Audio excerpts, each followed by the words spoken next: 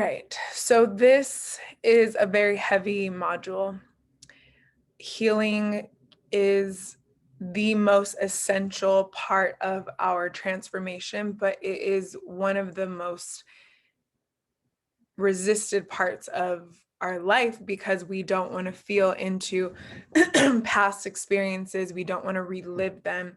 And again, I've said this before and I'll say it again. I'm not a therapist. I am not your counselor. I'm not going to take you down memory lane of your childhood to that degree. But what I am going to do is address it, because I cannot teach what I'm teaching without addressing the elephant in the room, or the elephant in your life, if you will. And that is essentially that you have been wounded. I have been wounded. No matter how good or bad or there in between your childhood was, we have childhood baggage, trauma, drama, wounds that shaped us to who we are today. And we get to embrace them, but it's time to release them and let them go. And so what I do want you to open yourself up to is to know that it's inevitable that you're going to dig some stuff up. You're going to face things. You're going to address stuff. And it's so important that you be supported, that you don't be in isolation during this time, and that you speak up and you allow yourself to feel it, experience it, move through it, and be supported. So as we get grounded, I want you to allow yourself to be in this present moment. This is not a module that you want to do while you're multitasking. I hope you see that for all the modules, but you especially want to be here now, and allow yourself to move through the lyrics of this grounding song. I release all things that no longer serve me. I release all things that no longer work for me. I release all things that no longer serve me. I release all things that no longer work for me.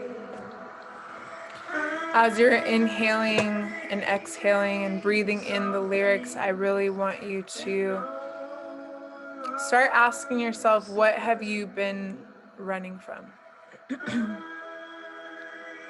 What truths and realities, what experiences, what parts of your past are you holding on to? Shame, guilt, fear, anxiety, depression? What things did you not feel as a child? I often coach people into just, sometimes we need to curl up in a ball in the fetal position and just cry and sob like a baby to feel pain that maybe we didn't allow ourselves to feel, or we weren't allowed to feel as children. So I want you to allow the lyrics to penetrate your body as you breathe in the words and exhale the actual release of things that don't serve you.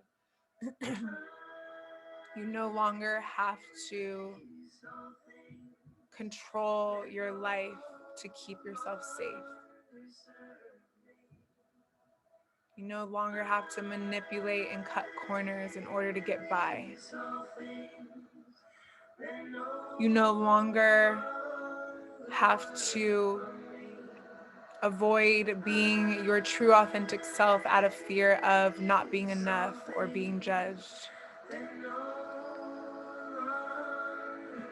You no longer have to carry shame of things you've done in your past that you're not so proud of.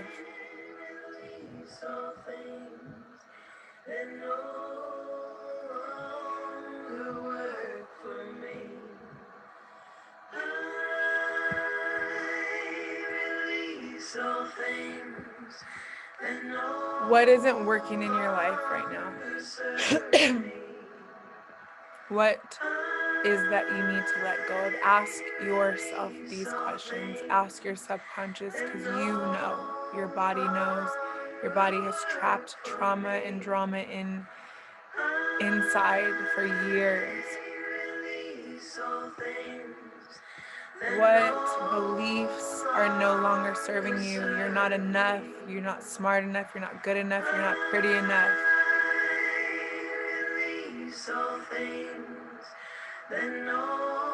What beliefs are you letting go of right here and right now?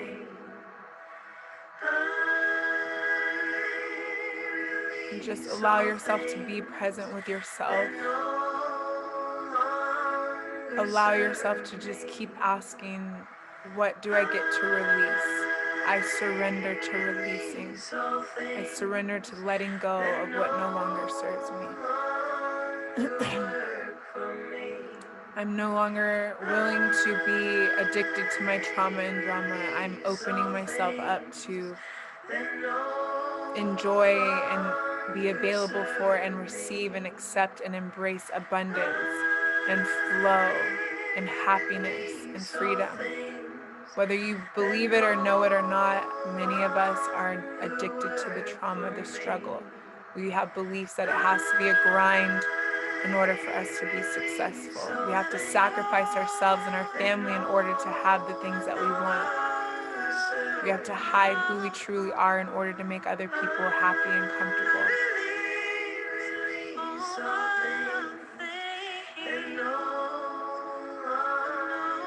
What are those beliefs that you've been telling yourself that are holding you back? And ask your subconscious to reveal the things that you're not even aware of that are holding you back.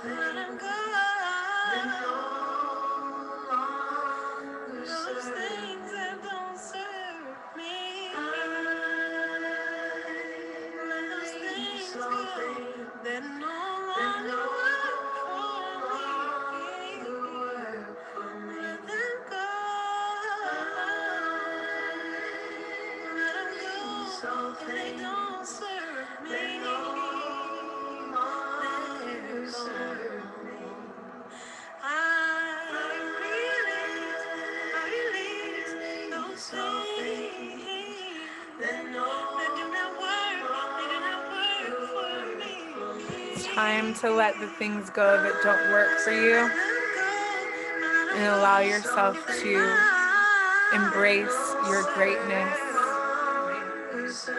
Embrace the life that you deserve.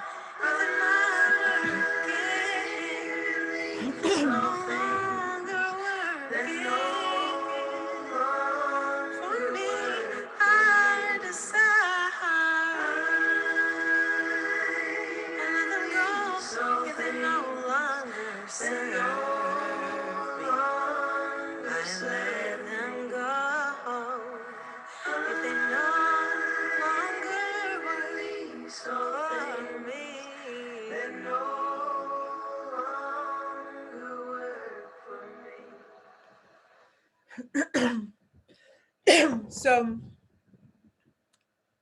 you get to take this moment and again duplicate it. You cannot accomplish years and years and years and years of tacking on life and life experiences and then thinking a 7-minute song or a 3-month program, you're going to release it all and you're going to be great and ready to go. This journey, the work you're learning in this program is life work. You're going to be releasing for as long as you live. I mean,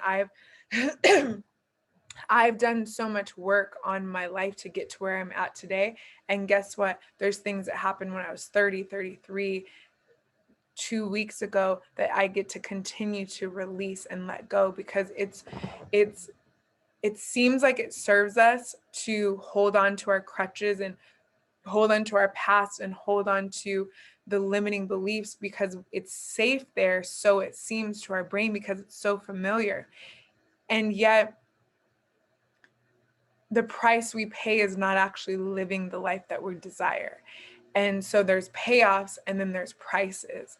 There's the payoff of what you're getting out of saying, I'm a victim to my circumstance, or I'm like this because of my past or my childhood. And then there's the price that you pay for holding on to that story. And so my invitation to you as we move through this module is to know that it's going to bring things up. It may trigger you. And essentially, if you don't choose to let it go, it will always have a control on you. It will always be the thing that stops you from creating the life that you truly, deeply desire. So one of the books that I've read in doing this work is Waking the Tiger by Peter Levine, and love the book. It's very dense. It's not like the most fun book to read, but it's a great book. Excuse me. This was a quote from it that I just absolutely loved. He said, if you bring forth that which is within you, then that which is within you will be your salvation. If you do not bring forth that which is within you, then that which is within you will destroy you. And why I love this quote and why I'm starting this module with this quote is because this is essentially, in my opinion, but it goes far beyond my opinion. This is what these books and what these teachings are all about, is that we are destroying ourselves. We numb out through drugs, alcohol, sex, relationship to relationship, social media to social media. We numb out because we're being destroyed inside. We kill our bodies by putting substances in them that don't serve us, but they feel good in that moment because we're trying not to feel that which will actually set us free. And so if we actually just choose to go into the parts of ourselves that we resist and afraid of so much so, and just face them and feel them and release them, we can then get through the jungle. We can then be on the other side of it. But instead, many people do the latter of this quote and they don't face it and they trap it in, and it really will essentially destroy you. And so healing is really all about unlearning the things we were told that we're supposed to do, who we're supposed to be, what we're not supposed to do. I mean, as much as I love my faith, I do believe that religion can be damaging and it can be detrimental. It can put us in a box. It can create lots of fear and shame. And instead of just being who we were called to be, we are living from a place of what we should be. And so healing is really allowing yourself to realize that you have beliefs, you have ways of being, you have experiences, and you cannot change them, but you can change your relationship with them.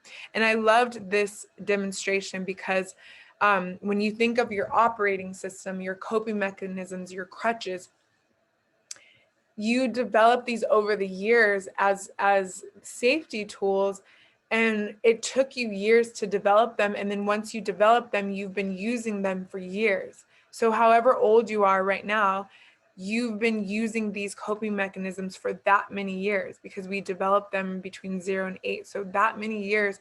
And then what fascinates me about this work and why it's such legacy work is because you're healing generations. When you think of where your lineage is, and the reason why it's 0 to 8 is because you're inheriting trauma that wasn't healed. And I love, there's this this meme that circulates the internet that says, like, these traumas chose you to be the one to stop them. Like, and that's not word for word, but it's basically saying, like, you're the chosen generation to stop these lasting curses in their tracks and to reprogram the future generations to come. But I love this visual because it says you came from 2 parents, which essentially created 4 of your grandparents, which has 8 great-grandparents, 16 second grade, 32 third grade, 64 fourth grade, and so on, all the way down to the 9th generation, 2048 ninth generation great-grandparents of people that created you to be here today. And if you don't think that you have inherited years of trauma and years of pain and habits that don't serve us and cycles and the way we see love and the way we see relationships and the way we see health and the way we see legacy and work and money, we have inherited this, let alone developed it of our own in our own life experience. And so I say that again to just say that this is where your makeup, your DNA of, not your DNA, but like your programming of your brain comes from. And this is also not going to happen overnight to undo these patterns. However, you can work on reprogramming, which is the goal. Our goal is to reprogram how your environment is set up. What are you doing with your time? Where are you spending your time? Where are you living?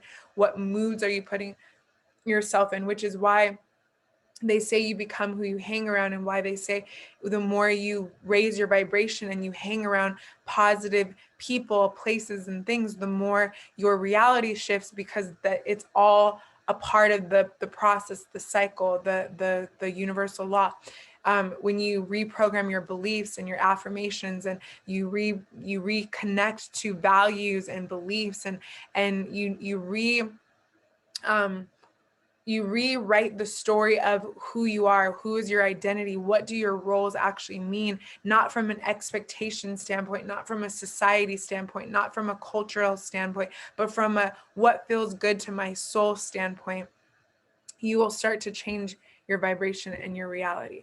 And so I love this quote, healed people hear differently, because a lot of people come into this program because they want to level up their relationship, their communication, their trust, their intimacy, their connection. And it really boils down to realizing, back to that diagram, that what's coming in at you or not coming in at you is a result, a product of these things. Then you can realize that when you heal yourself of these things and you reprogram and you start to live on this new conscious playing field, you will hear things differently, you will experience life differently, and you will essentially create differently. And that is the goal.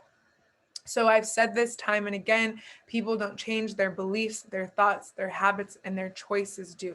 Essentially, their perceptions change. When you heal yourself, you will stop hearing things as a constant attack on you. You will stop seeing things as everything and everyone is out to get you. You will stop interpreting things as a negative or a shot or a hater. You'll start to see, oh, wow, that person must be hurting. I wonder what they're going through, because that has nothing to do with me. You'll start to see that other people's interaction with you is all about how you're interpreting it. So when you change how you interpret and you realize that you're dealing with a world full of hurt people just as well as you'll start to err on the side of compassion and love and forgiveness than resentment and tit for tat and control and anger and rage. So I want you to realize that you're never stuck. You're always a choice away from choosing the reality that you want to create. And so you get to create that new moment based on what's in alignment with my vision and who am I wanting to be in that moment. So this is my framework for healing, my 5-step framework that I believe is essential to embody the healing process. And that is to face it. You've got to face it. You can't shove it down. And that's what we've done. We've been taught to shut it down. Shh, don't cry. Here's a box of tissues. Don't express your emotions. Why are you mad? Why are you upset? Why are you crying? Why are you angry? Why are you yelling? We were constantly taught, and not all of us, but culturally, society, most of us, many of us were taught to not feel. So you've got to face it. You've got to feel it. You've got to forgive it. Forgive yourself, forgive the people who are involved in it, so that you can allow it to surrender and move away and no longer have control over you. And then flow is where you learn that you can't change the past. You can't control what happens, but what you can do is flow with life and embrace it in a way of trusting that God has your highest, best, most favorable interests at heart, and it's going to be okay. And then that goes into the faith. Like flow and faith really can kind of go together, because in order to flow through life, you've got to have faith. But it's essentially having faith that no matter what has happened to me up until this point, I trust and have faith that what's happening moving forward is happening for me and in my greatest interest. And when you can reprogram that belief, because there's always that default of like, except for in this area, no, my man is actually out to get me, or my man is actually not shit, or my parents, my mom, my dad, like my siblings, my whoever, there's often an exception to this where it's like, but them, no, I don't fuck with them, or I can't deal with that, or you have this energy block and you're not willing to forgive, and you don't have faith that it's possible for people to have your best interests at heart, and therefore you perpetrate people not having your best interests at heart, instead of trusting that they do, and trusting that what isn't for you will fall away from you. You don't have to control it and resist it. And that's really what that's all about. So first and foremost, again, we spend so much time and energy avoiding and complaining and playing victim into our past of, I didn't have this, and this happened, and this happened to me. And I will continue to say it throughout, but please know that I'm not being insensitive. I'm not saying, cheer up, buttercup, put your big girl panties on and get over it. That's not what I'm saying. I'm actually saying the exact opposite. I'm saying it's okay to not be okay. It's okay to face it, feel it, cry through it, get angry through it, kick and scream through it, experience that emotion. But you've got to release it and let it go. If you keep holding on to it and you don't release it and let it go, it's going to continue to control you, and it's going to continue to block the abundance that's available for you in your life. So trauma and drama happened as a child, and we already kind of talked about this when we introduced this concept, that we often tend to want to protect our parents because we want to make logical excuses for them, like they were busy, they were a single mom, they were a single dad, my dad left, this and that. And we're not here to play blame game. We get to believe that our parents did the best they could, even if they did terrible, or if they were non-existent. They did what they did, and we can't change it. But even if you had an amazing childhood, trauma is even that time when you normally had a warmed up bottle and your mom didn't warm up the bottle and you got cold milk. That can be trauma to a baby. Trauma can be being dropped off at kindergarten. It's traumatic for moms to do that, but think about it. If the kid is like used to being home and used to being with the parent, and now they're going away and they're going to school, that could be traumatic for them. It could be scary, it could be unknown, it's new. They have to now make friends, they have to do new things in the social space. So there's so many things that we wouldn't even think of as trauma that are trauma. And then there's things that are obvious that they're trauma and traumatic, and they all matter. They all played a part in why we can be so afraid of life and why we want to control and stay safe. And the key here is to stop trying to control your life and be safe and protected from feeling, and instead feel the feelings when they come, and then understand and trust that you're going to be okay no matter what, and then move through them. And so again, we have so much trauma. You can see on the list, being ignored as a child. It happens all the time because parents are busy, they're cooking, they can't hear you. I tell my kids all the time, I have mastered the tune out. So my kids will say, mom, mom, mom, mom. So they may receive that as me not hearing them because I don't care, or I'm not interested in what they're saying, but it's really a coping mechanism for me to stay sane as the mother of 5 children. And so they may internalize that as trauma. As adults, they may feel like they were ignored as children, but it wasn't intentional. It wasn't because I don't love them or don't care about them. It just is what it is. No one has a perfect life. No one has a perfect childhood. And I'm going to invite you to not compare your trauma, because no one's traumas are the same, and all trauma is unrecognizable to the brain. It's all trauma. So your brain just sees, I'm scared, I'm afraid, I'm uncomfortable, and it doesn't like it.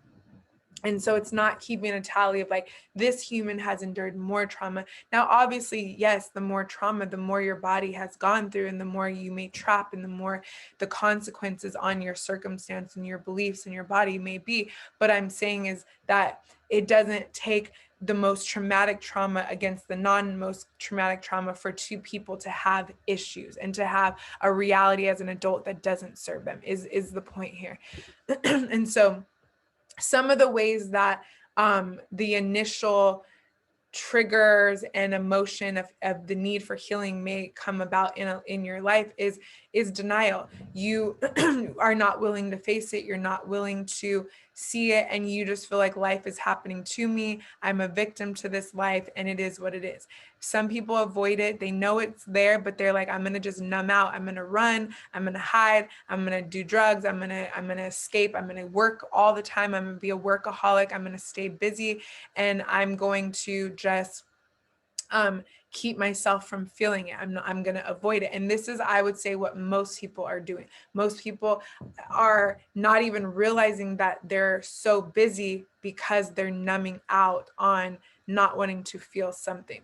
And then sometimes you have people where they constantly relive it. So they're constantly talking about it. They're labeling themselves as, I'm a single mom, or I was raised by a single mom, or this happened to me when I was younger, and they're constantly reliving the trauma.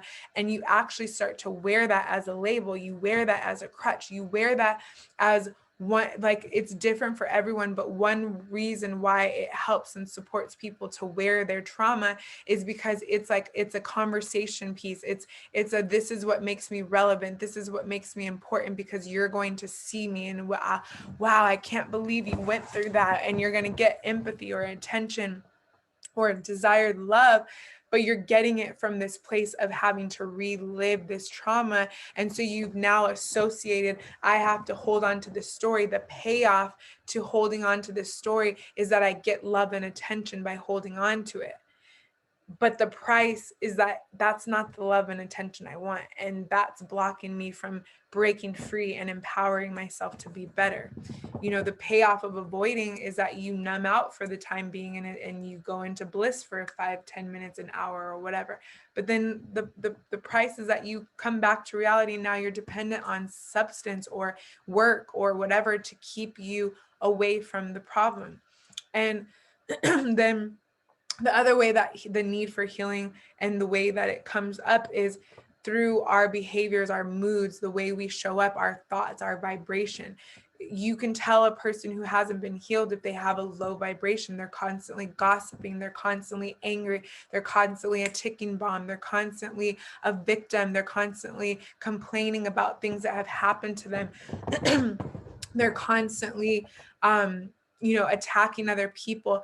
This is a sign that healing gets to take place, that this person is not able to be present with gratitude and creation and moving forward and high energy. They're stuck in their moods being affected by life, their emotions being affected by what's happening. And so anything can just take them out. Their mood can be taken out instead of having that healing and control over their emotion and the way that they respond to the way life is happening.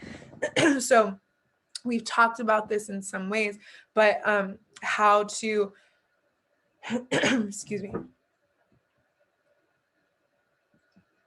how to recognize where healing gets to transpire in your life is your level of triggers, your emotional responses. So when you feel triggered, it's like, how often? If you're always triggered, you feel like you're always getting emotionally triggered, then there's probably something that is really on the surface that just wants to break through and be felt and experienced so you can move through it. It doesn't want to keep on feeling this, and so it keeps coming up because it wants to get out of that. It wants to stop feeling this and experiencing this. So again, people who are constantly lashing out, fighting, picking fights. When I use my own examples, I was in need of healing. I was constantly having mood swings. I was constantly being affected by external circumstances. My husband, my boyfriend, my fiance, he was always being at the other end of how my mood was. When something outside of you is constantly causing you to go into an emotional response, there's healing that gets to take place. You constantly find yourself attracting breakdown after breakdown, and oh my gosh, why is everything always going wrong for me? It feels like I can't catch a break. Healing. This is the universe, this is God trying to break you down to wake you up to a higher level of consciousness, a higher vibration of thinking, a higher playing field. But you haven't woken up to it yet, so you keep having these breakdowns because it's like the knocking. It's trying to wake you up and have you open the door to the new level. And then feedback. How are people in relationship with you? Are you constantly dating the same type of people? Are you constantly attracting the same type of man? Are you constantly losing friendships? Do you find that you can't keep friendships? You find that you have the same patterns showing up in your life? Feedback is neutral. It's not good or bad. It's just what is. When you start to look at your life and say, wow, how did I create these results? And you start to even ask people for feedback, and you ask people, what is their experience of you? One of the exercises that we'll do in this module and in this workbook that I highly recommend you don't skip is the feedback exercises. Asking your partner, what is their experience of being in relationship with you? I'll never forget when I asked myself those questions. What is my kids' experience of being my kids, of me being their mom? What's my what's my man's experience of being in relationship with me? Holy shit. If you reverse that for a moment, what is your man's experience of being in relationship with you? Ticking time bomb, crazy, jealous, insecure, never know what mood you're going to get, bipolar, angry, moody. I think I already said that. What else was his experience? And I didn't even have to ask him for this feedback. I just was like, I had never thought of it, and I had never flipped it and said, what would it be like to be in relationship with me? What is it like for my kids to be my kid? Mommy's always working. Mommy's always busy. Mommy's always yelling. Mommy's always frustrated. Mommy's always overwhelmed. Mommy's always tired.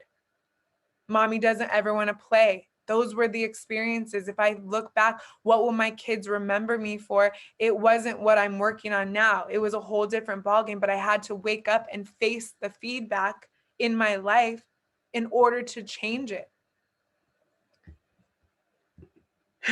So when you are triggered, there's always something underneath it. You are feeling something. It's never, and I don't want to say never because there is something there. I'm not going to say never, that it's never the thing, because there is something there in the sense that, like, if you go through your man's phone and you find something, you're going to feel unloved, unworthy, embarrassed, angry. You're going to feel all of these things, disgusted. However, it's not to say that them having whatever they did in their phone isn't a factor. Like, oh, that's not a real thing. You're just feeling triggered, so disregard what they did. It's not that. But it is that oftentimes when we're triggered, what we're seeing isn't so much the problem as what the problem is reminding us of. Right? So for example, if I go through my man's phone and I see that his friends are sending pictures of naked women and he's like liking it or saying, oh, she's bad. In the grand scheme of things, even though I feel disrespected, I don't feel enough. I feel disgusted. I feel all these emotions. In the grand scheme of things, what if I just so happened to look through his phone while his friends were sending that stuff, and now I'm feeling these emotions, but that act of what made me feel that way is not that bad. But I go and blow up and be like, you're not shit. Like you really want to address the trigger point for what the trigger point is, which is why you have to have a neutral playing field when you address it. So that's basically what I'm saying. I'm not saying disregard what triggers you, but what I am saying is before you respond to the trigger point, deal with what's underneath it. So notice, like, I feel unworthy right now. By seeing my man lust over other women, I feel not enough. By hearing my mom say this, by hearing my friend do that, by seeing someone post something on social media, I feel XYZ. Okay, deal with that emotion, face it, feel it. And then when you get neutral and you realize, like, I don't like feeling like this. My little girl was feeling like this all the time as a little girl. She will avoid that feeling at all costs. Then you can come to a realization that's like, even if I am upset about what's happening or what's not happening right now, I'm still worthy. I'm still loved. I'm enough. I am worthy of love and respect. Now, how am I going to handle this scenario moving forward? And so you've got to find a neutral place. So one of my favorite things about this program is the trigger words. Whenever you're using words like this, it's so important to notice how they are a clue, a red flag for something underneath. And in the workbook, I have the correlations of what these words mean. So some examples, when you, first of all, when you say I can't, you're right. So that's why that word's there. That's pretty self-explanatory. When you say hate is an example of like, wow, why do I hate this so much? What's underneath? Because it's like when you use such a strong word like that, it's like, interesting. Why do I hate this? To the opposite, when this isn't on here because it's great, this is an example of like, when you love something, I started to notice, this is how I started strengthening my intuition. Because if I'm neutral about something, like, okay, that's cool, or I like it, I'm not lit up, I don't love it, but when I say, oh my God, I love that, I know, like, okay, I actually like that, like that makes me, that's pleasurable to me, versus being kind of lukewarm about it. So hate is just the opposite of the love word. It's like, why do I hate this so much? It's just a trigger word to notice what's underneath that. Easy, hard is simply when you say, oh my God, that's easy. It's not as like, it's kind of like love, hate. Like the word you want to really look out for is hard, because we'll hear people say, that's so hard, or this is so hard. Okay. And now you get to affirm, I can do hard things, because we say the word hard as if it's like something we want to avoid, or something we can't do, or something that is like there's a problem with it. But it's like, okay, great, if you, that's fine, you experience it as hard and you can do hard things. So noticing when you say that's hard, or it's hard for me too, it's hard for me to wake up in the morning. Well, first of all, when you say it's hard for me to wake up in the morning, you're putting a blank statement on, yeah, then great, it's going to always be hard for you to wake up in the morning, instead of saying, but I can do hard things, or instead of just not saying the word hard at all and saying, like, it can be a challenge for me to get up in the morning, but I'm committed to it because I want to do my morning routine, or because I'm worth doing a workout before my kids get up, or whatever. So it's a word. This list is words that you want to start to notice when you say them. There's something underneath. There's something underneath all of our language, but these are the running list of words that really will like give you access to your soul, if you will. Have to is just all about gratitude. You don't have to do anything. Even mothers, you don't have to wake up and take care of your kids. You could literally stay in your room and do nothing. You could lock your door and not feed them, not take them to school, but you get to do that. You're choosing to do that. There's mothers, there's fathers who have walked away and not done that. They've given their kids up. They have abandoned their kids. So you don't have to do anything. There's people who don't do them. So you get to acknowledge yourself. The next time you call yourself a bad mom, acknowledge that even if you don't enjoy doing half the things you're doing as a mother, you're choosing to do them when you don't have to. And then like, that's like one extreme of the have to, but the other extreme is that we get to be more grateful. So when you start to notice and change your language from I have to do this to I get to do this, it's just like, I have to pay these bills, to I have a roof over my head. I get to pay this mortgage or this rent. I get to pay this light bill. Because have you been without light lately?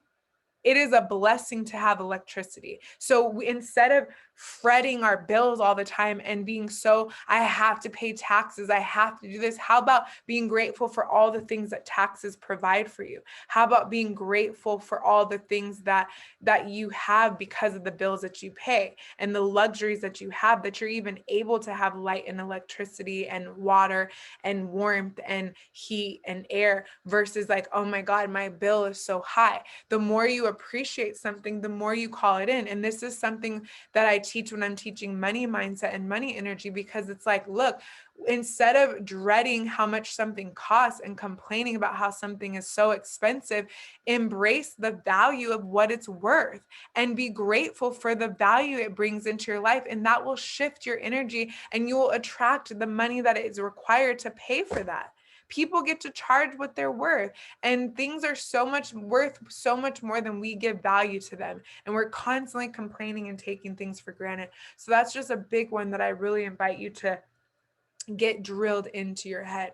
Just is kind of like, even the word kind of is a passive word. So I watch myself when I say that even, but just is like, it belittles things. Or even the word little, like this little this little that. You got to watch how you speak about things. But whenever you hear the word just, some of these words are not like the end of the world. They're just notice, notice that you're just saying something, or kind of like when you're not fully committed to a sentence. The word help is a kind of a similar example to that. When people say, let me know if you need help, it's more of a passive statement than it is like, I'm committed to helping, or how can I help? There's ways of asking things, but it's like whenever someone says, I'll try, I know they're not committed. So I always call someone out. You'll try.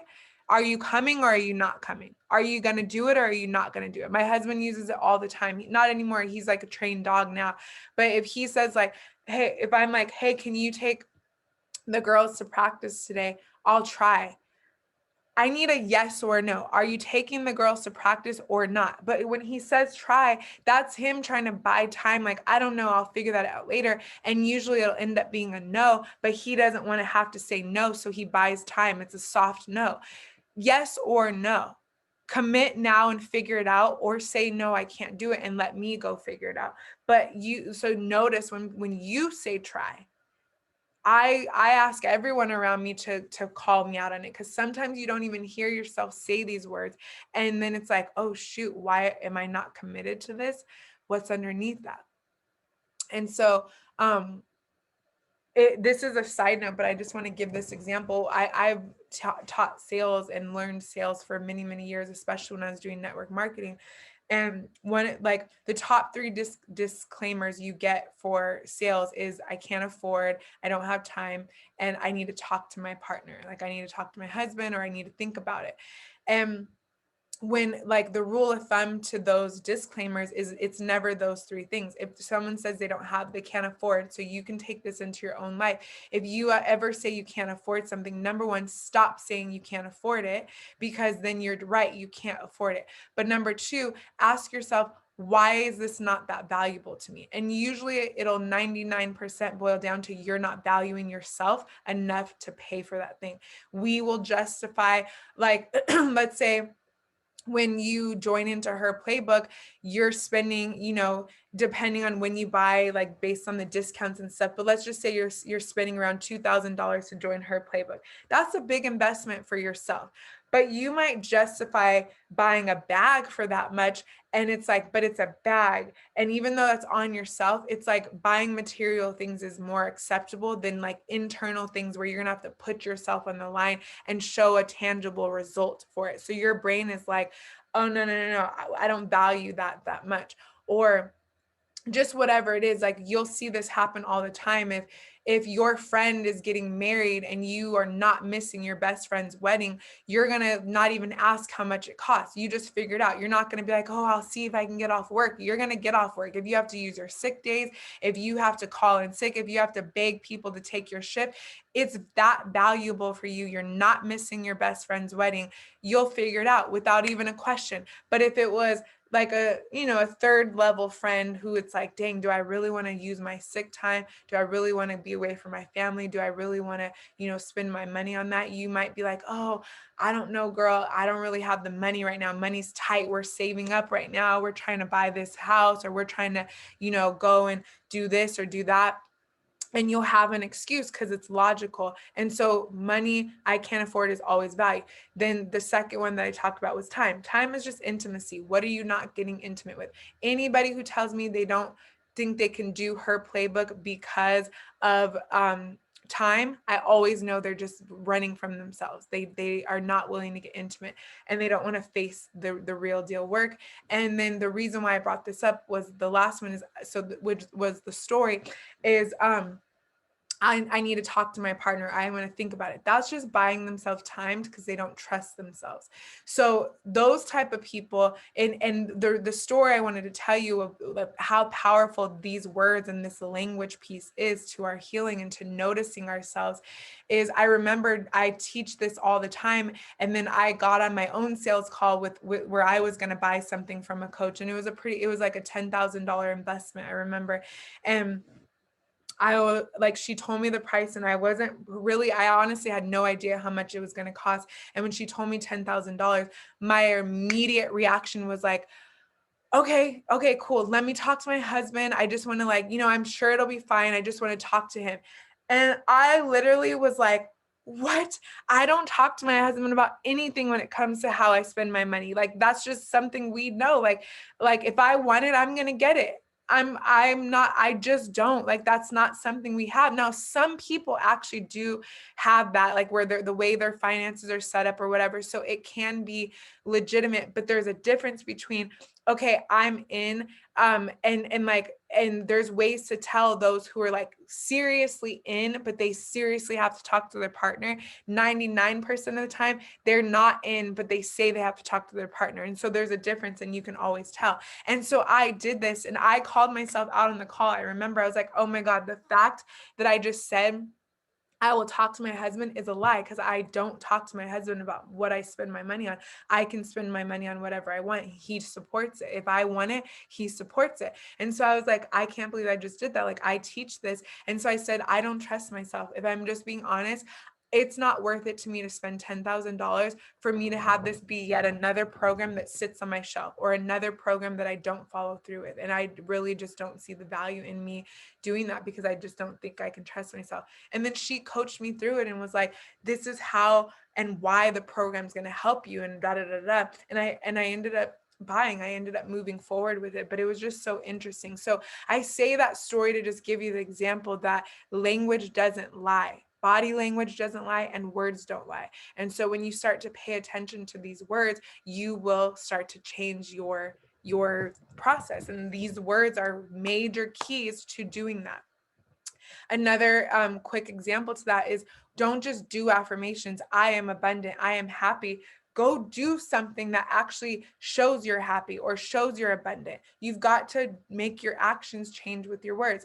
And so again, in the workbook, I break down every single one of these. The need, if you tell the universe that you need something, you will get back the need. So if you're like, I need more money, I need more time, you're just going to have something that's going to come through that's going to take your time or your money. So for example, that's when the car breaks down. That's when the last unexpected vet bill comes up, when like all these things happen because you've been saying, I need money. And so the universe just hears they have a need for money. They need more money. I need more time. You're going to just be busy. You're going to be strapped. You're going to like continue to be filling out of time, instead of saying, I'm committed to creating, or this, what I want costs this amount of money. Okay, I'm going to go and create that. I am going to sell this many things to get that amount. And then you got to reprogram the way you talk. Some of these other words are like trigger words, like good, bad, right, wrong. Take it out of your language. The moment you say that's good, or good job, or bad job, or that's not good, you shouldn't do that, that's bad. No, no, no, no, no. Does this work or does it not work? Because good, bad is associated with right, wrong, which is associated with shame, which is associated with comparison, which is associated with worthiness, which is associated with standards and expectations. It's very shameful language. So instead of good, bad, right, wrong, does this work for me? Our family, we're not mean to people. That it's not that you're a bad person, that behavior doesn't work. So what, and you can get underneath it. So it's just trigger language. Fault, another word that just is like a trigger word to show you that you're being a victim. If something is someone's fault, this isn't my fault, it wasn't my fault, or this is your fault, or I don't know whose fault it is. That's not responsibility, period. Instead of just saying, where did I create this? Where am I responsible? Where is the lesson for me? Why am I in the middle of this? How did I create this? Why is this happening for me? Fault is just a trigger word to change the word fault to, okay, how did I create this? Should, do not should on people. It is an expectation. It is just a buzzkill. It just do not should on people. The moment you hear the word should come out of your mouth, you should evaluate what you say and cancel it. No one should do anything. If you think someone should do something, there's entitlement underneath that. There is expectation underneath that. There is miscommunication underneath that. And all should means is, oh, I feel that this person should be doing that. Interesting. Why do I feel like they should be doing that? Have I expressed that to them? Have I had this conversation? Okay, we get to talk about this. There needs to be some communication, some boundaries set.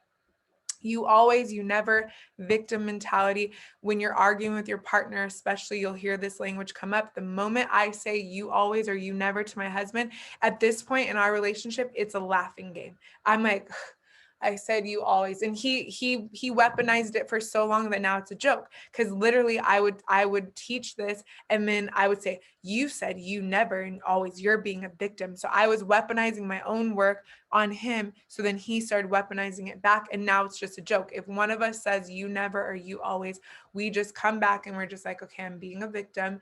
You don't always. It's not that you never. It's just right now I feel like you don't, or when you don't do this, I feel like. And we're able to come back and say, don't blame.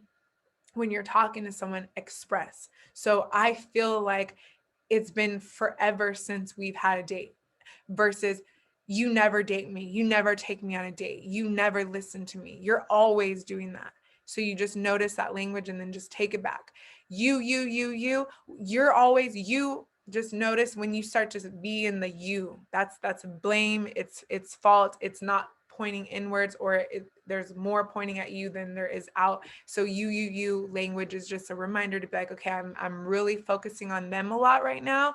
Where do I get to focus on myself? Where do I get to go inward? When you say I know, the moment you think you know everything, you know nothing. So it's just, there's a lot of righteous people in the world. Many of us are righteous because we were just taught to not be wrong. So just be mindful when you say you know, that you're not being righteous, or that you're not being a know-it-all, or that you're not being closed-minded. It's just a word to notice. I wish is so hopeful. If you wish for something, if you're hoping for something, if you're praying for something, go create it. How are you going to go create that? Because wishing doesn't take you anywhere. It doesn't, it like, I wish I could. Okay, you can. So how are you going to? If, when, then, if then syndrome, as I call it, the moment you get yourself to talking about, I wish I had, or when this, then that, if this, then that, it's false narrative.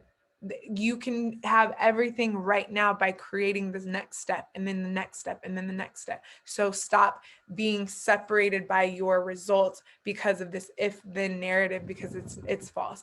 I don't know is a lazy answer. One of my favorite quotes I've learned from my sensei, when I was getting trained in this work, we had a sign that said, what are you pretending not to know? So when you say, I don't know, I want you to adopt that saying.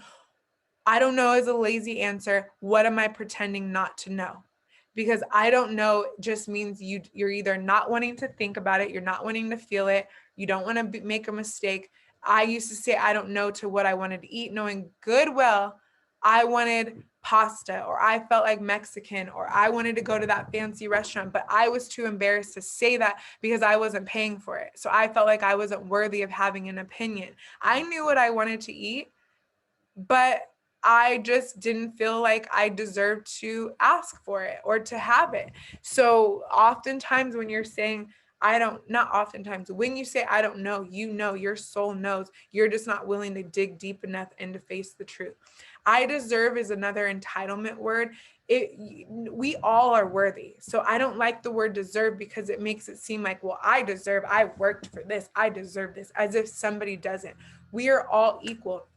We are all children of God. We are all gifted. We are all worthy of everything our hearts desires. So no one deserves anything. If you don't have something that you feel you deserve, it's because somewhere your belief system is off. Somewhere your actions are not in place. Somewhere your discipline and consistency has not been there. Somewhere you are not ready. Your leadership, your mindset, your patterns, your behaviors, your environment is not ready for that of which you desire. Everyone deserves, everyone's worthy. So that word is a very strong trigger word to show you that, okay, I'm being entitled.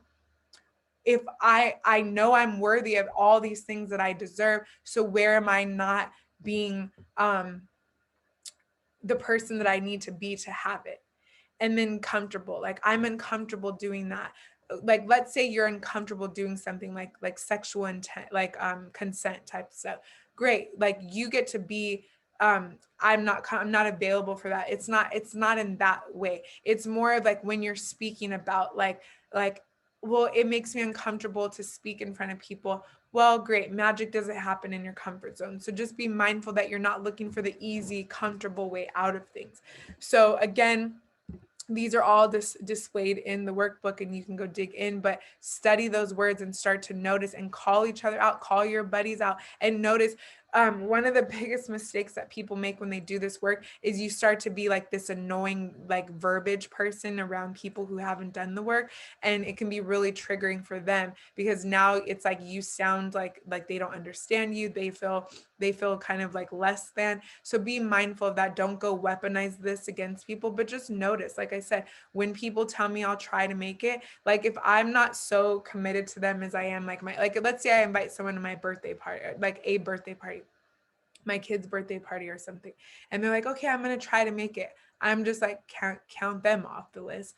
If I really care for them to come, and I'm like, no, I'd be like, try, or can you come?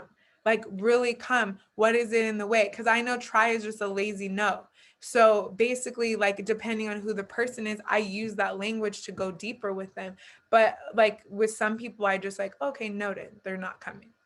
And it is what it is. So you can notice these words with other people. If your partner says, you always be like, he's triggered. He's being a victim right now. What does he need from me? What is he feeling unloved? Is he feeling unseen? Is he feeling unheard, misunderstood, uncomfortable? Okay, evaluate how you can be that for him instead of being like, I never, do you know how many times? Do you know how much I do? And then now you're having a trauma war, a trigger war. Instead, be like, oh, he's triggered right now. Okay. And so emotional responses are how you notice triggers. So how you identify that there's a need for healing. If you're constantly judging people, talking about people, disgusted with people, being prideful, contemptuous, where you're just like, I'm right, they're wrong, where you're comparing yourself, you have pity towards yourself or other people, you're constantly worrying, grief, regret. These are all trigger responses. These are all emotional responses to show you that there is an unhealed wound underneath somewhere. If you're constantly getting angry, or when you do get angry, notice, why did that make me so angry? Why did that make me almost want to cry? Why do I feel guilty right now? We often feel guilty because we need to heal the wound that someone told us we couldn't do something, or we weren't enough, or that we don't deserve. And so when we have something good, we feel guilty about it. When we enjoy something, we feel guilty. When moms go and have fun, they have mom guilt because they feel like moms are not supposed to have fun. Moms are supposed to be there taking care of their kids. Guilt is a sign that someone told you shouldn't be doing that, or you feel like you shouldn't be doing that, which is why I say don't should on people.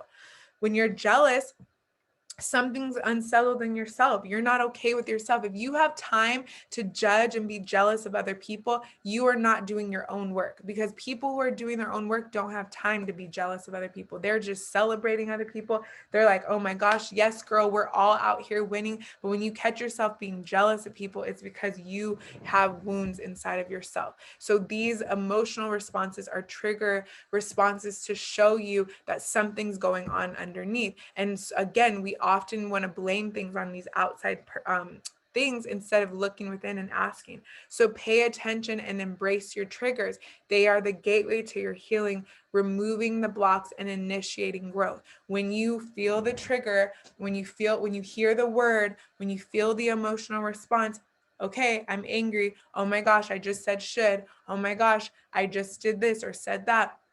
Great. Okay. What's the opportunity for growth here? Why, like, what have I not felt? What emotion is boiling up here? And just notice them. It's a growth opportunity. We also make up so many stories and beliefs, which is underneath the healing. So a lot of the beliefs that are driving the guilt, driving the jealousy, driving the shame, driving the anger is these stories that we make up, and we talk about ourselves in so many ways. So this is another language thing, like to add to your vocabulary list. Do not put anything behind I am. That is something you don't want to be. You must speak life, because if you say I am broke, then guess what the universe has to serve you? A plate of brokenness. If you say you can't, then guess what? You're right. If you say it's hard, then guess what? It's going to be hard. And so if you say I'm an introvert, that doesn't mean anything. That just means you charge by yourself. That doesn't mean you can't speak. It doesn't mean you can't be in the forefront. You can't be in the limelight. You can't change lives. Um, I'm not able to. My kids say this so often. I'm constantly like, yes, you can. Yes, you are able. How can you? Do you need help? Do you need help? When you tell yourself you're not able to, maybe you just need help. Maybe not being able to is the universe, God's way of saying, I want you to ask for help. There's someone else you could be paying to help you. There's someone else you could be asking who it would make their day to support you in this way. It's always an opportunity two ways. It's like usually when healing happens, it's an opportunity for more than just you to actually heal. And so one of the sayings, it's actually one of the possible titles of a book that I want to write, is the stories I make up, because the stories we make up in our head will transform or destroy our life, and most of us are doing the ones that destroy.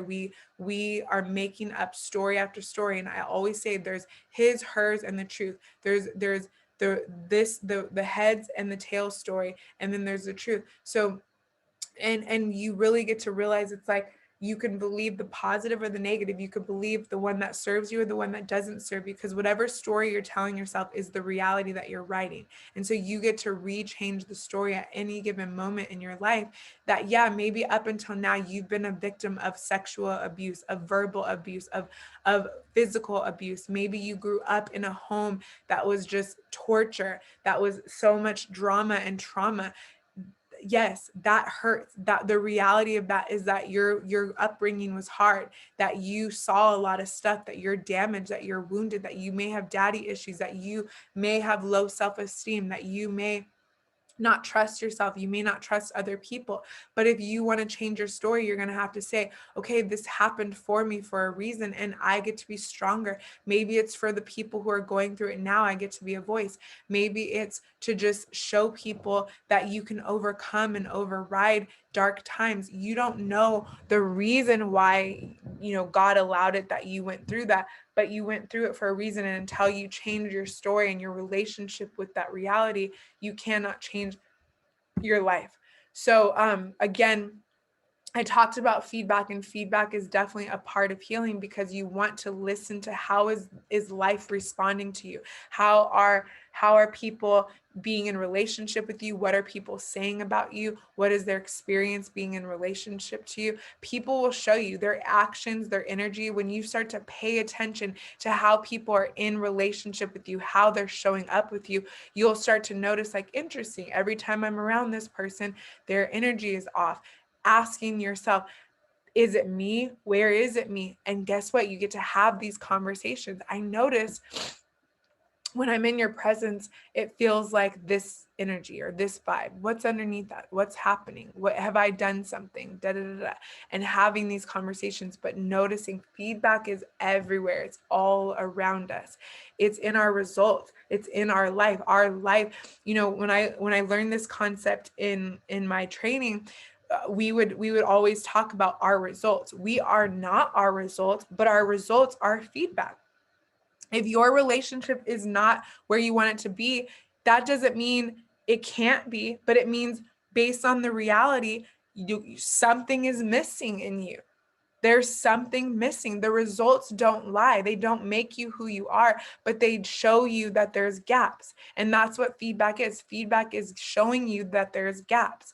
And so you get to start looking at it that way. And again, it's not good or bad. It's not right or wrong. It gets to come from a loving place and be neutral. But because sometimes people can project on you. So sometimes people can think that they're giving you feedback, but they're really just projecting their own stuff. And that's where you get to like know yourself within and be like, you know what? They're calling me a frog, but I'm actually a human. So I'm not going to jump right now. They're calling me a liar, but I know that I told the truth. And how often do we get so riled up and we want to fight people for projecting their own stuff on us instead of saying, wow, I wonder what's going on in their world that they are willing to lie on me like that, or they're willing to perceive me like that when that wasn't what it was. And instead of getting angry and resentful back, like, how dare you call me a frog? I'm not a frog, ribbit. Like, instead, what if you're like, wow, you called me a frog and I'm clearly a human? Tell me more about that. Give me feedback. How are you experiencing me as a frog when I'm clearly a human?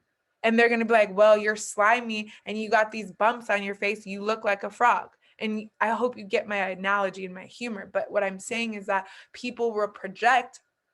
And sometimes there's truth that we don't want to hear. And sometimes it's their truth that they don't see. So they put it on us. And either way, when you figure it out as neutral, not good, bad, right, wrong, but neutral, and you embrace it as an opportunity to heal and to grow, you will be available for the feedback instead of petty Patty coming out to play, or resentful Ronnie, or, you know, flashback Felicia, and you're ready to be all these like pop off people instead of like, interesting.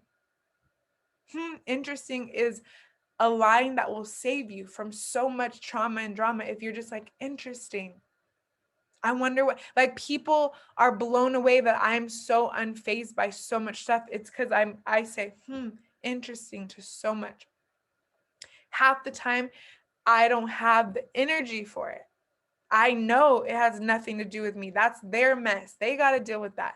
And then sometimes I'm like, oh, that hurt. That actually dug deep.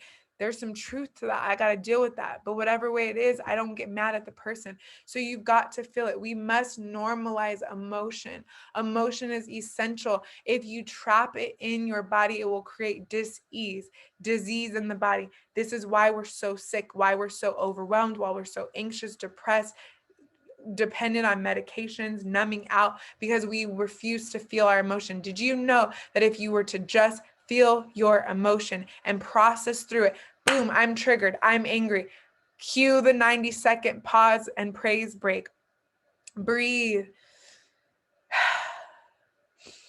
I'm angry. Rage out, punch a pillow, go to the gym, hit the boxing bag, call up a friend and say, I just need to be nasty right now and cuss, like yell, because I'm like not okay right now. But when I'm done, I'm going to process through it. You've got to feel it, face it and feel it, but then you've got to be willing to let it go. You can't half feel it and half stuff it down, and you can't completely stuff it down and not feel it at all. You have to feel it. So I love this image because it talks about that dis-ease in the body. When you get angry and you trap that in your body, it weakens your liver. So when you can learn to just imagine experiencing anger for 90 seconds versus not experience it and trapping it down into your body. You're going to trap it into your liver. Grief weakens our lungs. So if we don't just experience the grief and just experience the pain that we're experiencing and talk about it and not being isolation with it, but really just experience it, we won't trap it into our body. Worry weakens the stomach, stress weakens your heart and brain. Fear weakens your kidneys. And love brings in peace and harmony and strengthens the body. So when you just embrace like the experience and you just feel it, you can realize that you don't want to trap these things in the body. You want to release them and let them go. And this is why in the healing section, I bring up so many modalities of moving through these so that we can learn how to let it go and release it. So the way that you can experience and express your emotion is laugh, cry. If you feel the need to cry, do not shove it down. It is a rule around here that we cry. If you need to cry, you need to cry. And I always tell people when they get choked up in front of me, I'm like, you need to go at some point today, cue a song or a video that makes you cry and go cry. You have to cry. Laugh it out, yell, rage out, not on people, but you've got to get it out. Experience the experience, which is why I was saying some of you need to just literally curl up in a ball in the fetal position, rock and sob your heart out. Sob. Think about the tears that you've shoved down, the pain that you've shoved down, and feel that freaking pain. Because if you don't feel it, it's going to keep manifesting itself until you do. When this was me, I was so even keel. I shut off my emotions so much that I couldn't be high or low. I didn't cry or laugh, cry or get excited, yell or get excited. So you've got to also feel the highs. There's so many people who are like, I don't want to get too excited because what if it doesn't work out? I don't want to show that I'm happy because what if, people judge me because they're unhappy? Or I don't want to be happy right now because there's so much happening in the world. You've got to be happy. You've got to experience joy just as much as you feel the pain. And you've got to grieve loss. When things make you sad and you lose things, you lose people, you have to feel it. You cannot isolate and shut it out and shut it down. So you got to set a boundary. My trainer would always say, feel it, but set a time limit. Like and when I was learning sales, they would say, discipline your disappointments. Like you can be disappointed that you didn't make a sale or that you didn't hit your goal, but you can't be there forever. Imagine if you didn't hit your goal and you stayed there forever, then you'll never get back up and go back to hit the goal. And again, we can't change our past. We can't change what has just happened 5-10 minutes ago or 5 years ago. So what we can do is feel it, experience it, and say, okay, now what am I going to do? Then there's also setting boundaries, which we'll go into that too. But like in this case, this boundary means put a boundary, a time limit, hence the hourglass. Set a time limit on how long you're going to feel woe is me, victim to this circumstance, before you get back into your power. And so what you don't feel when you don't want to feel rejected, when you don't want to feel alone, embarrassed, disrespected, you actually create that, and it turns into the need to control and to manipulate. So what happens is when you're like, the theme is just to use the example of like a man cheating on you or leaving you. You don't want to feel rejected or abandoned or embarrassed or disrespected or alone. So you're going to go through your man's phone because you're going to catch it. You're going to be 10 steps ahead of him cheating. Well, you're actually now controlling him and violating his privacy, and you're controlling what he can do and who he can do it with and how he does things and how he says things. And all of that is just simply out of fear of not wanting to feel the emotions instead of crossing bridges when you get there. And I learned this tool from when I was borderline sick and I went to the doctor and I was borderline autoimmune, and he was like, it's because you're stressed. Every day you're putting this stress of your husband cheating on you. He's like, but you're putting yourself through the anxiety of it as if he's doing it and he hasn't done it. Why don't you just live as though he's not doing it? And if God forbid he does, then experience the emotion, because you're putting yourself through the emotion anyways, trying to avoid it. And so when we learn to stop trying to control life because we're afraid of being broke, and we're afraid of being alone, and we're afraid of being tired, and we're afraid of being out of control, instead of just surrendering and realizing that life is going to happen no matter what. So when we focus on the good things, we're going to attract more good. And when the bad comes, because it's inevitable and we cannot control it, we feel the emotion and we move through it. Most people don't realize that they're feeling the emotions all the time, trying to avoid not feeling the emotion. And I really need you to let that sink in. You're feeling the emotion all the time because you're trying to avoid not feeling the emotion. Imagine that. How much sense does that make? None. And yet we do it all the time. So it's so important that we move through this. So I just love this quote by young Pueblo. He says, feeling emotionally exhausted is common after opening up deeply or after experiencing a series of heightened emotions for an extended period of time. Be prepared to take the quiet time and solitude you need to fully rejuvenate. You are allowed to be serious. You are allowed not to be serious all the time.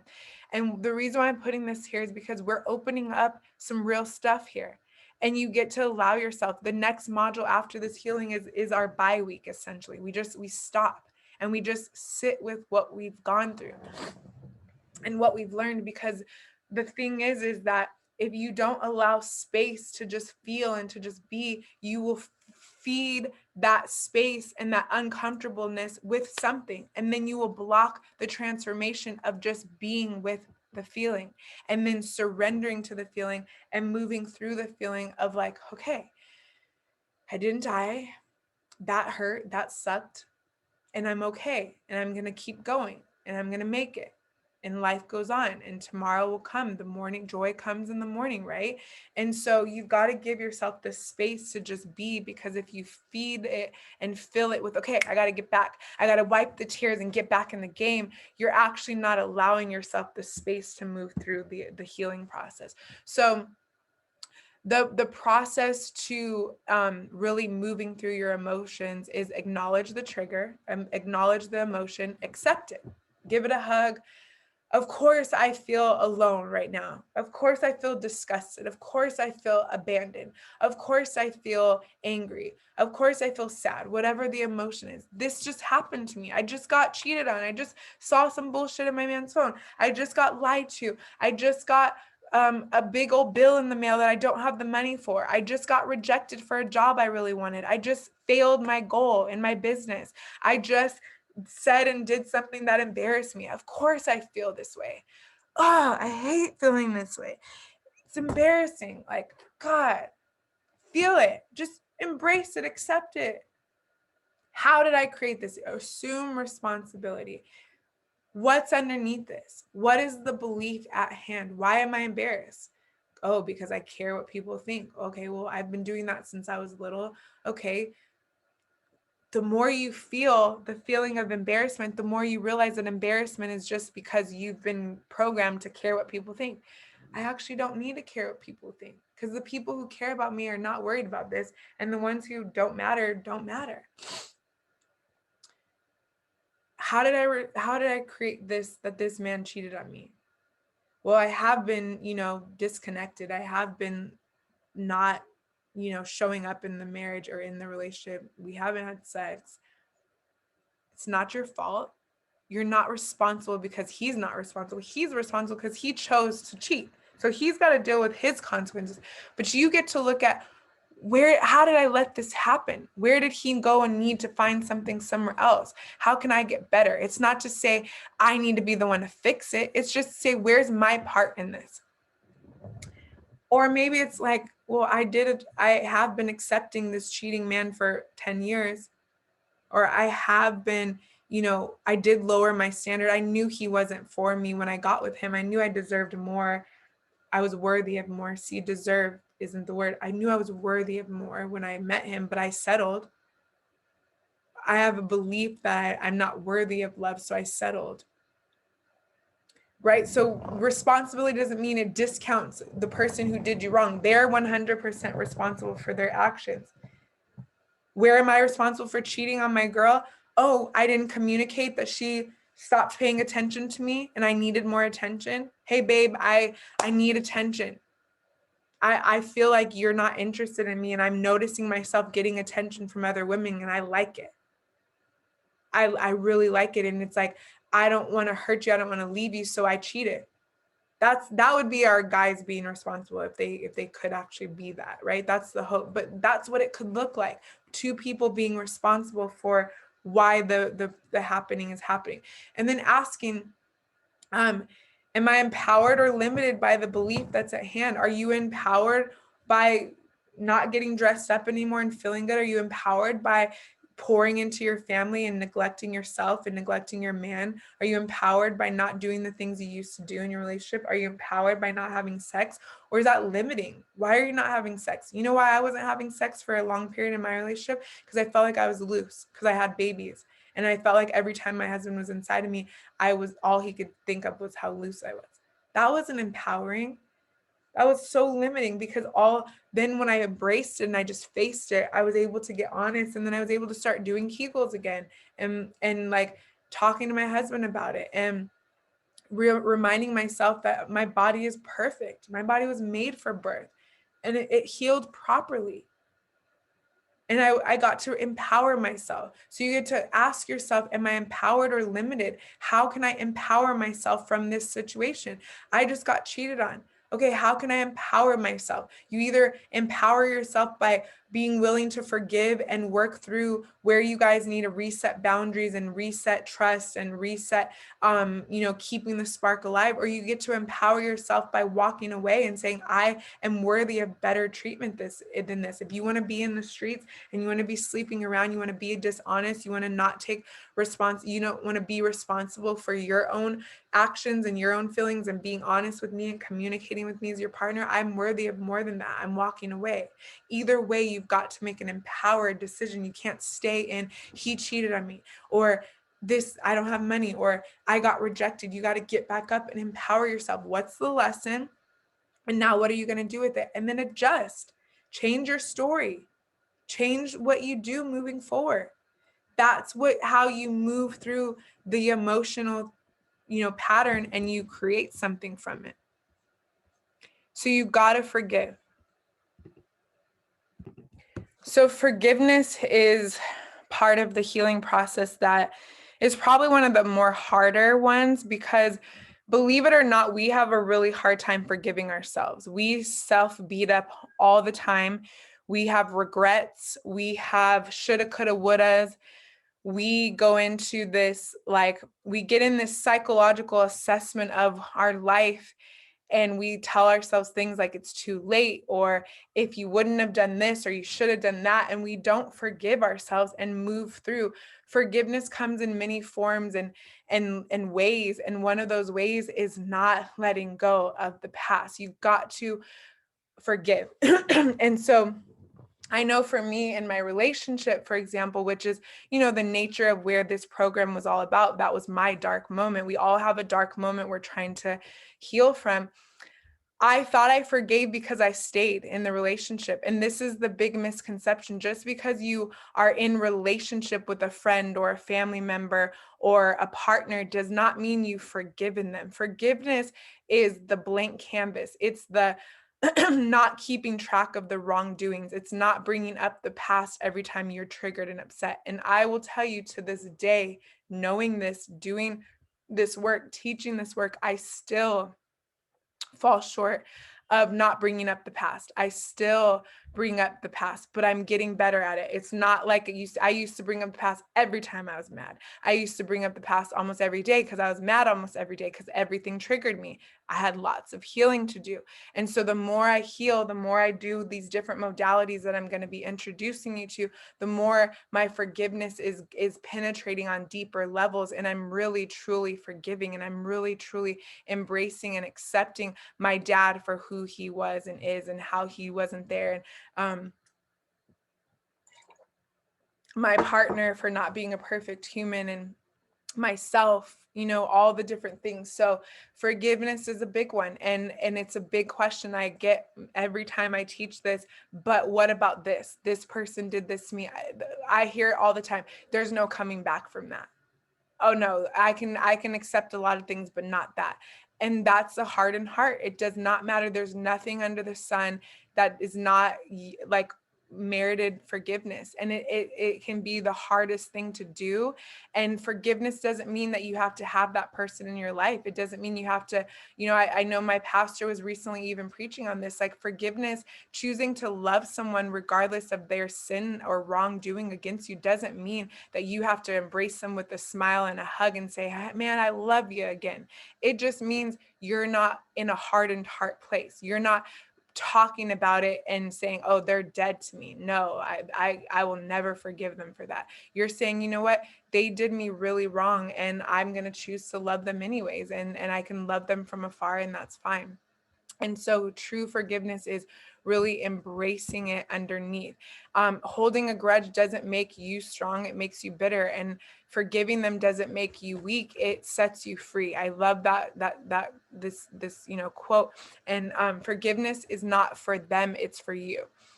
They will benefit if you choose to forgive them, but it's not for them, it's for you. It's to set you free, because if you are holding on to something, that energy is blocking the flow, and everyone is looking for flow. I told you, it's not balance you're seeking, it's flow. And you can't have flow when things try to flow through you, and it's like, oh, hit that, oh, there's these blocks, there's this energy there. It will not flow. And so forgiveness is essential. And it's a choice. It's not a feeling. Just like love is a choice. Love is not a feeling.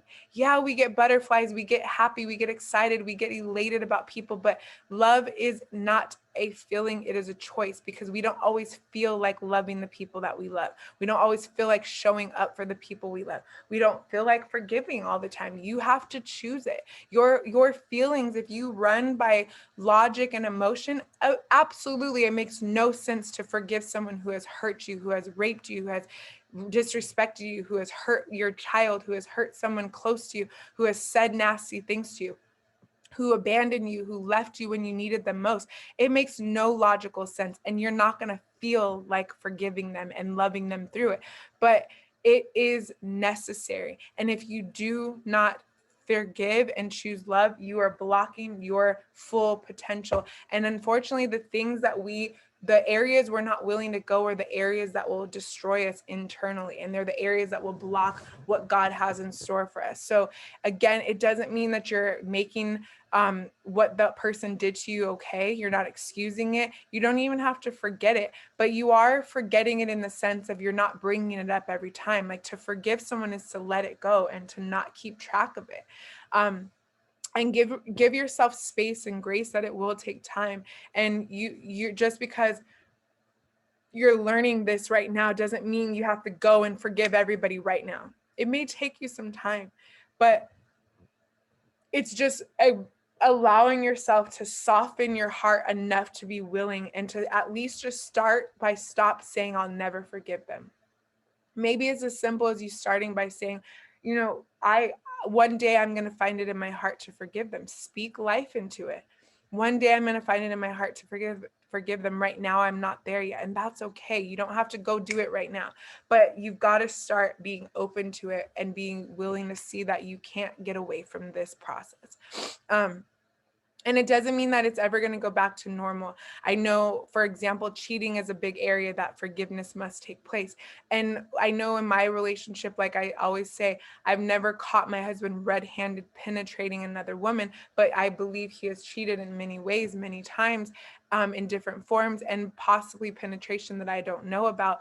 And yet, our relationship has never been better post me forgiving him for those ways of being, and trusting that he can change. And I learned from a amazing woman. She's on my podcast. Her name's Dr. Cheryl Fraser. I would recommend you listen to that episode. But she talks about, and she teaches that you can, and that actually the statistic is that 50% of people actually do not only get over cheating and forgiveness of cheating, but they are better than they were before. And so she teaches that it's like, don't try to go back to where you were before. Embrace that you're somewhere new and somewhere even better. And so she teaches her clients to work on the new marriage, not trying to get the old relationship back. And so I think that that's such a powerful example of forgiveness, that if you're willing for it to be, it could be the best mistake that has ever happened, not just cheating, but anything. The bigger the hurt, the bigger the breakthrough, and the deeper the connection if you choose it. But the problem is we stop it at, I'll never forgive them, they're dead to me, they can never come back around me. And then we don't allow the opportunity to say, why did you hurt me so bad? Why were you hurting so bad? And if you're willing to have that honest conversation, you might see depths of their soul that they've never revealed to anybody, because no one had the courage to ask, why are you hurting yourself and other people so badly? Why are you doing this? What are you running from? What are you hurt people? So the bigger the hurt, the bigger the hurting. And so you've got to be brave enough to ask, like, what was underneath how badly you hurt me? But most people are not willing to do that. They go into self mode and they go into protection mode, and you actually block not only your own blessings because there's unforgiveness, but you block the opportunity to heal that other person and give that person the opportunity to heal and see themselves as well. And not everyone's ready for that. Sometimes you're hurt, the person who's hurt you is so narcissistic or so far gone or so self-destructive that they're not trying to hear that. They're not trying to talk. They're not trying to have a conversation. And you just have to love them where they're at and embrace them where they're at. We're not here to say forgiveness means we're going to be normal again, or we're going to be the same, or that we're going to operate in a cordial way. It just means I don't have a hardening of my heart towards you. I love you. It is what it is. I'm not going to harbor on the past, and I'm letting myself go so I can move my life forward. But it is necessary. You have to, and if it means any more incentive, unforgiveness blocks money. It is one of the biggest blockers of money. Love is energy, and energy is money. Money is energy. So the more you don't forgive, that means the more love you're not extending, and therefore you're blocking money. It's like, if you want to go esoteric and woo woo, it's just all connected essentially.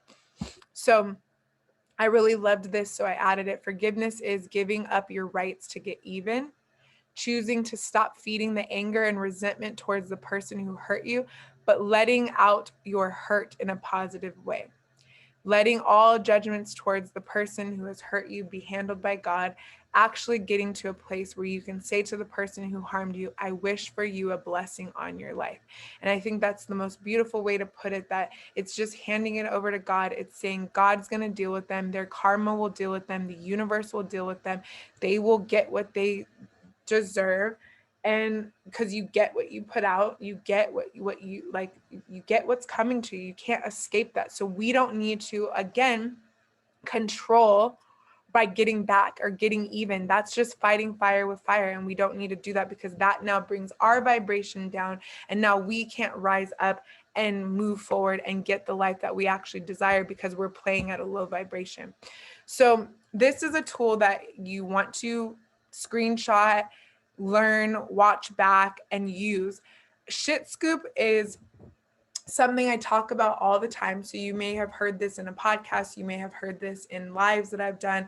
I talk about it all the time. It's a tool that I learned from my trainer in leadership. And it has been one of the most transformational tools I have ever learned.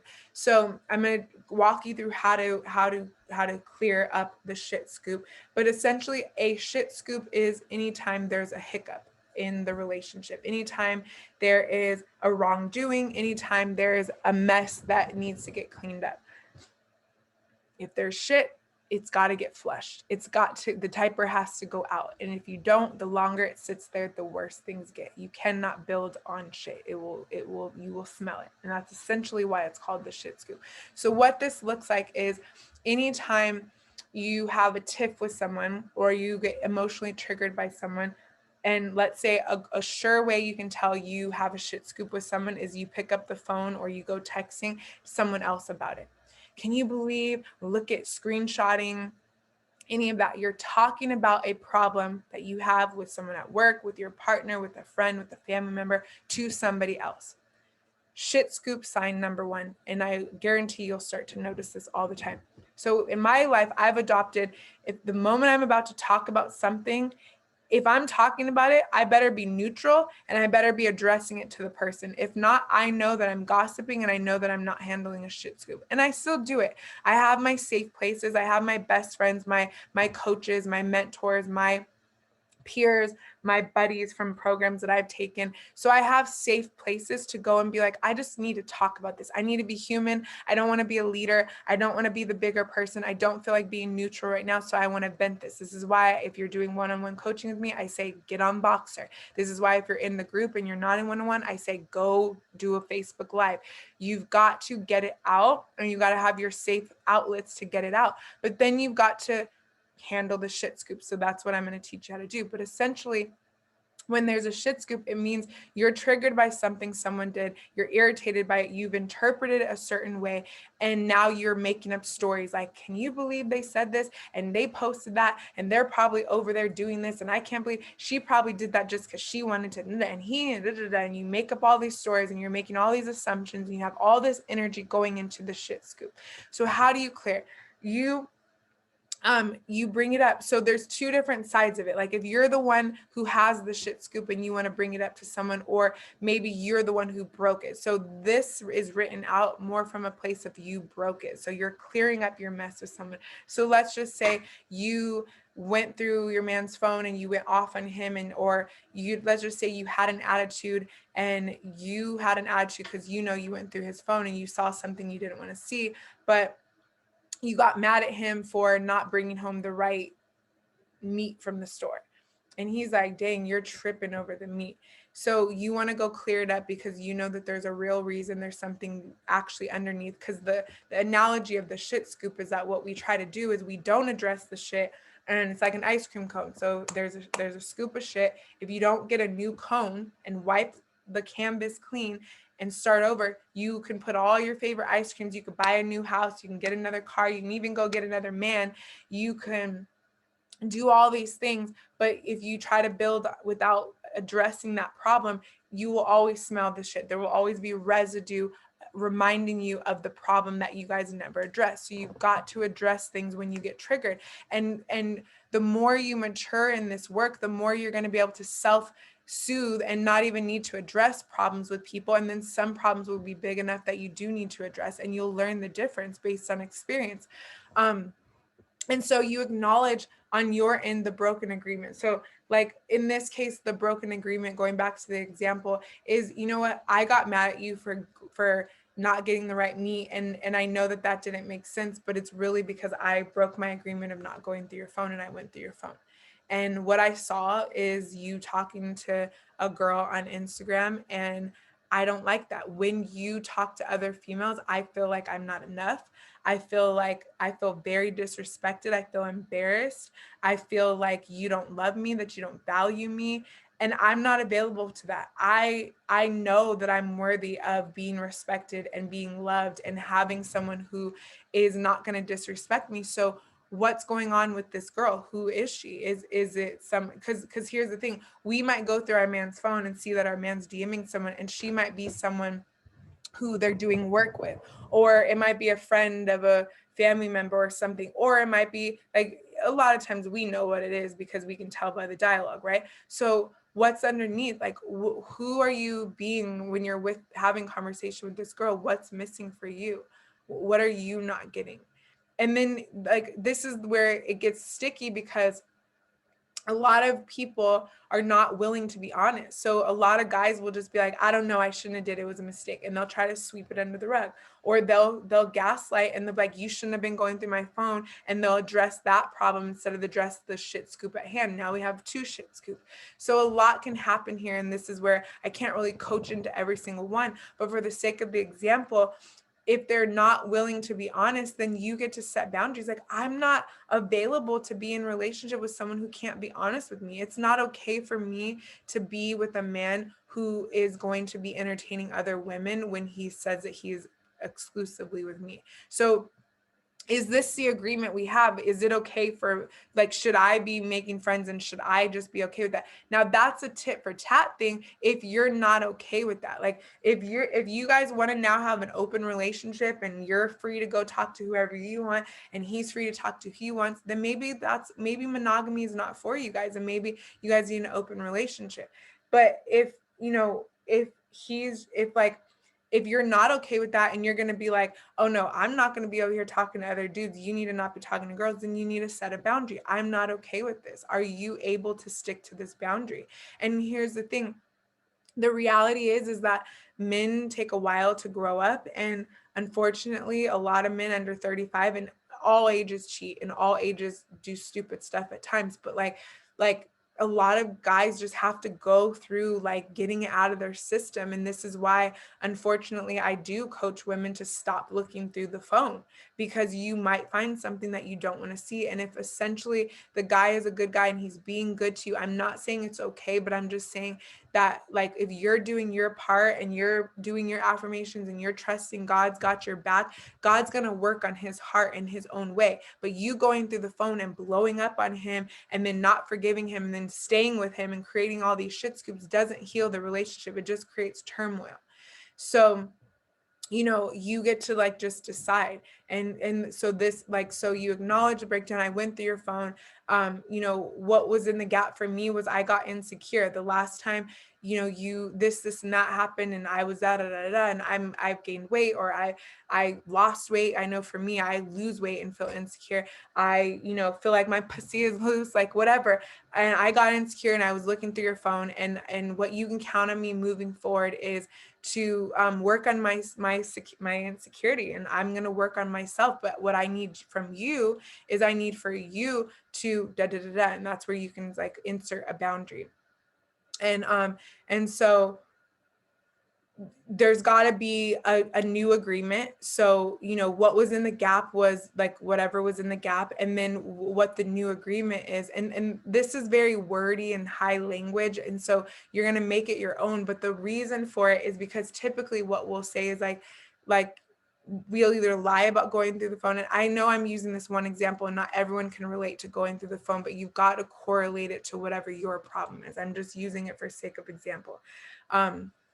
But you've got to come to a conclusion. What happens is we either don't address the problem or we don't come up with a boundary and a solution. And then there's no clear boundary to connect and commit to. So you've got to get to a conversation where you're saying, I'm not available. I'm not okay with this behavior. Can you commit to not talking to other women? Okay, great. How are you going to stop yourself from doing it? Do you need to be honest with me and tell me when it's starting to well up? Do you need to not follow other women? Like, what do you need to do to keep that boundary? And you guys got to work on it. But this takes growth. But essentially you can clear up shit scoops with friends, with family. I'm clearing stuff up all the time. It's basically just acknowledging that you got triggered and you broke an agreement. An agreement is oftentimes not a known agreement, but it means like this was my breakdown. This is where I went wrong. Like, I saw you post something, I got triggered, so I talked shit about you to my friend. And and that's like assuming like this is so petty. Like, these aren't real examples necessarily, but like it's just hypothetical.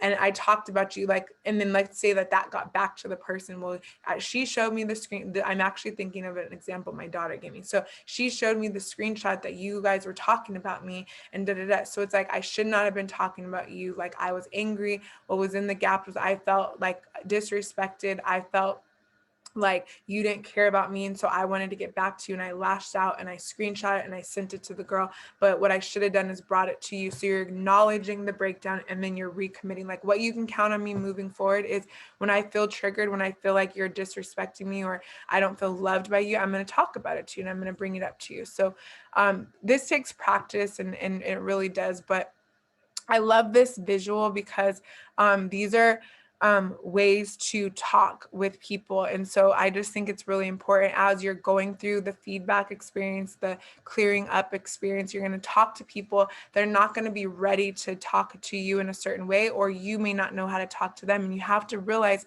that our language, the language that we use, can very well trigger the way people receive it or don't receive it. If you come not neutral and you're frustrated, you're going to not be able to be heard as well. If you shut people down and you don't allow them to heal, you're creating like a lingering animosity that can't be moved through because it's not addressed. So the toxic positivity side is where it's not allowing feelings to be felt, it's shutting them down. And the acceptance, support, and validation side is better ways to talk. And so kind of coming behind our language conversation that we brought up here, these are great examples. So like an example, you'll get over it soon versus you survived hardships before and I believe in you, like you can do it. So instead of saying you'll get over it, like don't feel that. There's ways to start to talk to yourself and to other people in a way that addresses and allows people to feel a certain way and then still move through it. So you can look through that. You're like, you could read through it. I'm not going to read through the whole thing, but I just wanted to point it out that it's not always what we say, it's how we say it. And then sometimes when it is what we say, it's why we're saying it, or what we're saying and why we're saying what we're saying, because we are often just quick to dismiss things because we're uncomfortable with people having feelings. We're uncomfortable with people being upset with us. So we want to just sweep it under the rug. We want to not address it. We want to like make it all better. And then what happens is you just keep creating the same crap and nothing ever gets better.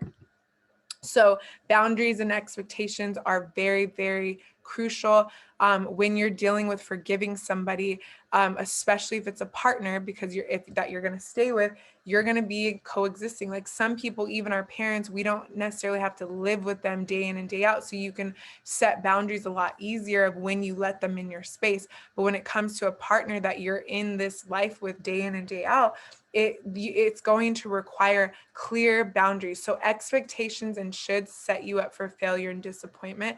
Clear boundaries, communicating roles and responsibilities is where you want to really talk about it, of like, this is like, if you catch yourself feeling like your partner should be doing something, or you notice that you're often getting disappointed that they don't do something, you can communicate with them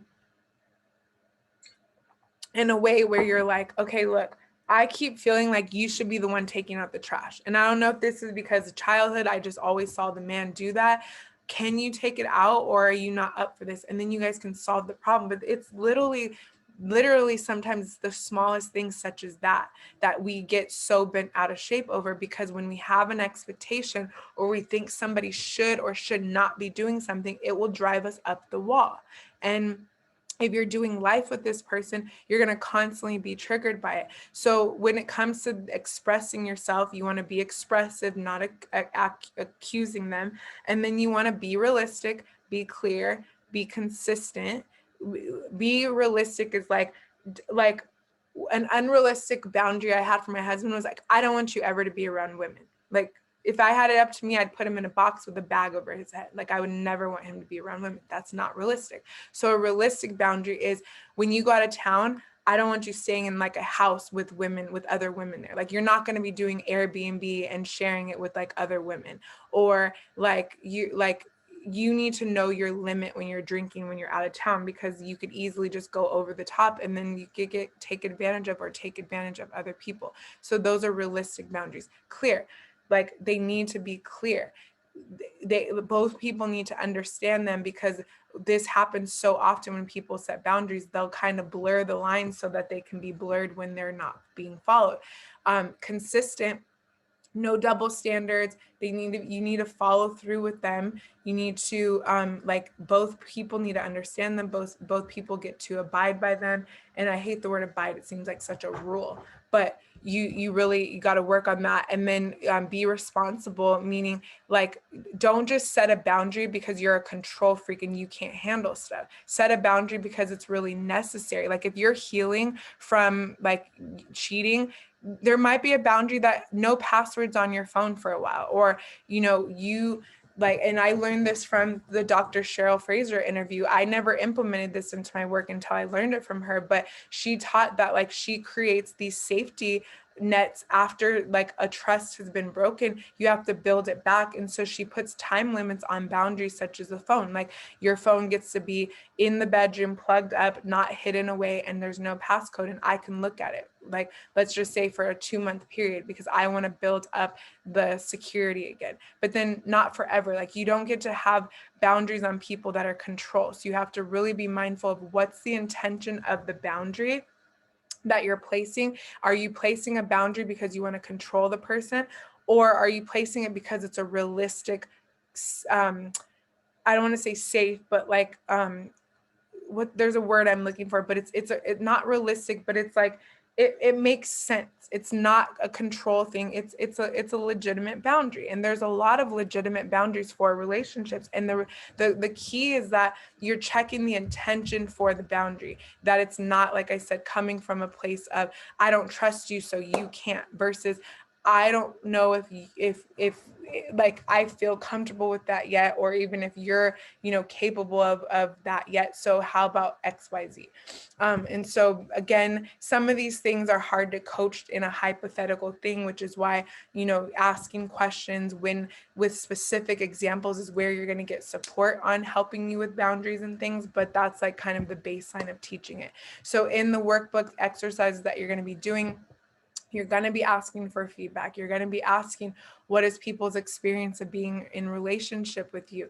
You're going to be doing forgiveness letters. Who is it that you need to forgive? Um, Maybe even having conversations. Some people you may not be ready to have a conversation with. Some people you need to forgive are not even alive anymore. It might be a parent. It might be someone who just isn't alive. So you might have to write a letter to that person. Maybe you'd never met that person, but you're resentful that they left you or that they didn't treat you a certain type of way. So you can write a letter to that person to process the forgiveness process, saying everything to that person. One of the exercises that's really healing is just writing a letter or actually talking to, you can do it with somebody you feel safe doing it with, or just do it with yourself, but actually say all the things you want to say, cuss out that person, like, you freaking left me, I hate you, and yada yada yada, and get it off of your chest. Write them this letter, but then forgive them and end it with love. Like, I forgive you for abandoning me, I forgive you for abusing me, I'm sad for you, I wish healing upon you, that you were so hurt and broken that you were able to abuse me like that you were able to use me like that you were able to lie to me and treat me like that you were so disconnected from your own self and loving your own self that you couldn't love me, or whatever it is. So this, again, the exercises in this module can be very deep, but they're very transformational and healing for you to be able to move forward in this process. So you really get to ask yourself, who do I get to forgive, including yourself, and you get to forgive yourself. So the last two parts of the healing modalities, the healing process, is flow and faith. And that's where we will go into some of the modalities that you can use. We will be introducing them on the live calls, and you really get to start implementing a lot of these different things. For the sake of the fact that you are bringing up a lot of this stuff now, I want you to just know that some of the modalities are, of course, therapy, and there's EFT, tapping, there's different things like that. There's dance, there's breath work, there's yoga, there's exercise, there's just literally counseling and therapy where you're talking about it. There is energy and release work. There's all kind of things. So in the meantime of the next module, when you get there, I want you to know that there's support available for you if you feel like you need it right now as you're processing through this. So, do breath work, do meditation, do talk to people, get support as these things come up, but just don't be alone in it. And we will be going into that in the next module.